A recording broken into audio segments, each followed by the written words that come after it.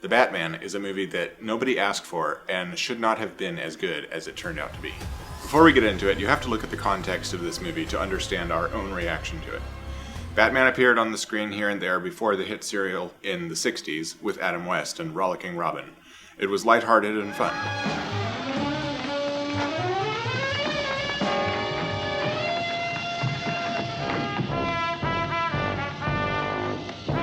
This coming off an age where war and hard times made the silver screen a welcome escape. The musicals of the 40s, the westerns of the 50s, and the popcorn fare of the 60s made for cheap entertainment. It was great. But there's something intrinsically weird about a guy in an otherwise normal Gotham City, who dresses like a bat to go vigilante. Nice outfit. Just the kind of weird that attracted Tim Burton to the franchise. He and Keaton took Batman to new heights and raised the bar. But we now noticed a trend. The classic films were lighthearted, the 90s series with Keaton, Kilmer, and Clooney were darker, but still campy and fun. The animated series is still the best. When that was all played out, almost a decade went by before Batman reappeared. By 2005, X-Men and Spider-Man were the only recent superhero movies, and Chris Nolan came along with something special. You have learned to bury your guilt with anger. I will teach you to confront it and to face the truth. Christian Bale's Batman was gritty and realistic. It was a higher caliber of writing and filmmaking. Batman became a higher form of superhero. Combined with Heath Ledger's Joker, it may never be topped. Then DC got Zack Snyder to do his thing, and poor Ben Affleck got pulled into the part he looks so unhappy to be doing. This would have been a lot better if it hadn't happened. That would have been great. But here we are. That happened. At least they bonded over Martha. Martha! Why did you say that name? It's his mother's name! As hilarious as Ben Affleck was, the world needed a palate cleanser. Relax, everybody. I'm here.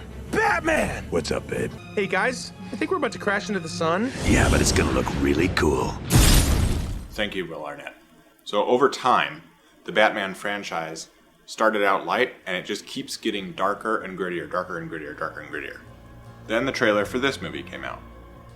This is definitely darker, like physically darker. The trailer was difficult to see. It was darker than that one episode in Game of Thrones. Suffice it to say, I had very low expectations for whatever this was. I'm vengeance.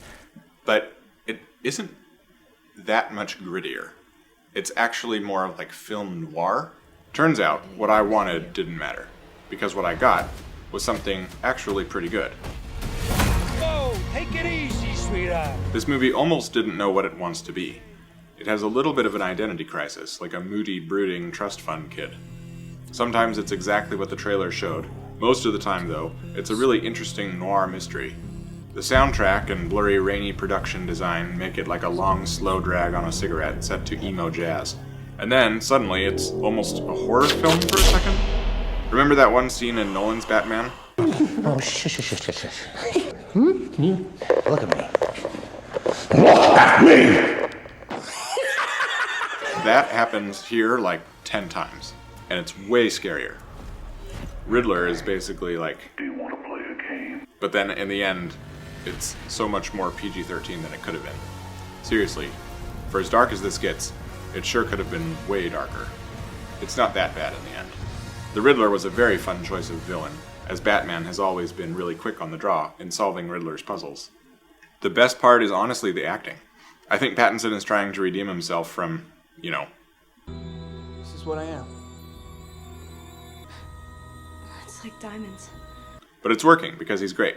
Christian Bale portrayed a ripped Bruce Wayne with flashy public persona. But Pattinson is more of a reclusive heir who is famous because of his parents but doesn't spend time in the spotlight. He's a more svelte type of fit, not buff. But it works, and his outfit is seriously awesome. They modernize him really well, giving him cool military-grade contact lenses and everything.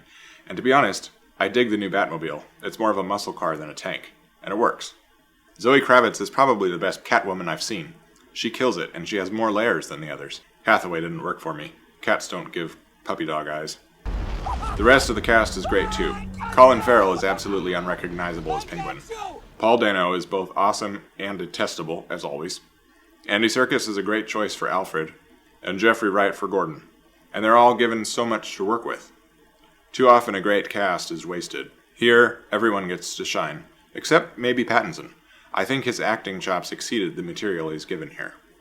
The story is about Batman choosing to do the right thing when that is not the easy thing to do. Selina Kyle makes a slur against privileged white wealthy men, and the Riddler prods him for calling himself an orphan while living in a mansion looking down on the real suffering people. But in the end, the Batman finds himself literally looking down on innocent people in distress, and he unexpectedly leaves everything behind to go help pull them out.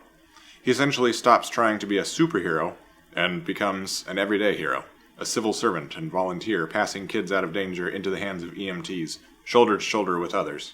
He's just dressed different. It's not a distraction from the darkness of the world we live in. It's hope, and a topical message, which is even better. I guess since it's Batman, you can't kill the franchise. That's not the Batman way. You can just beat it to a pulp. I'm sure there will be more Pattinson movies, I sure hope so, but maybe we'll get a lighthearted rendition in the future. What the heck?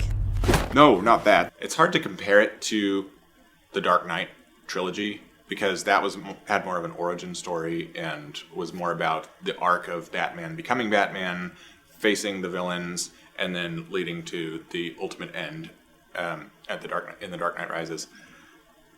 This is more of like the monster of the week.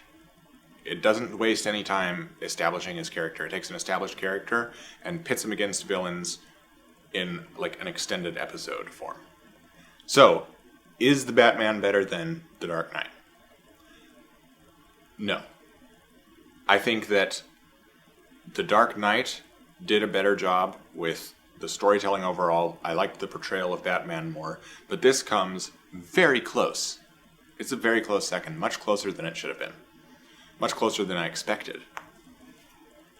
There are enough things about this portrayal of Batman that if you're going to compare it to Chris Nolan's, it's not a fair comparison, but it's just going to fall a little bit short. All that said, I recommend it for a mature audience. Go see it. It's a lot of fun.